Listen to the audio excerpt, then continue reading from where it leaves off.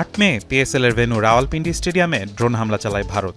সাথে সাথেই স্থগিত হয়ে যায় দিনের পূর্বনির্ধারিত পেশোয়ার জালমি ও করাচি কিংসের ম্যাচ। পরের দিনই স্থগিত করা হয় পুরো টুর্নামেন্ট। পুনরায় পিএসএল শুরু হলে একটি ভেন্যুতে আয়োজন করা হতে পারে বাকি ম্যাচগুলো, এমন সম্ভাবনার কথাই জানিয়েছে পাকিস্তানি সংবাদ মাধ্যম জিও নিউজ। আসর শেষ করতে 6 ফ্র্যাঞ্চাইজিকেই বিদেশি ক্রিকেটারদের দুবাই এবং স্থানীয় ক্রিকেটারদের দেশে প্রস্তুত রাখার নির্দেশ দেওয়া হয়েছে। ভারত পাকিস্তান সংঘাতের জেরে বন্ধ আছে আইপিএল ও পিএসএল। সংযুক্ত আরব আমিরাতে হওয়ার কথা ছিল পিএসএল এর বাকি অংশ, কিন্তু আরব আমিরাত ক্রিকেট বোর্ড কর্তার ভাষ্য অনুযায়ী ভারতীয় বোর্ডের প্রভাবেই পিএসএল আয়োজন থেকে সরে আসে তারা। অবশ্য পাকিস্তানের মাটিতে ফের পিএসএল শুরু হলো আশঙ্কা থেকেই যাচ্ছে, কারণ যুদ্ধবিরতিতে দুই দেশ সম্মত হলেও পরিস্থিতি এখনও নাজুক।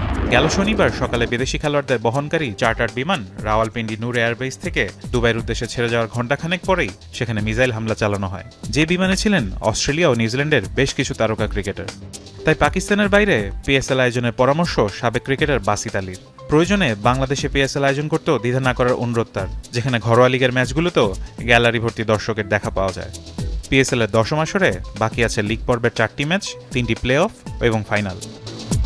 ফারহান ইহসান, এখন।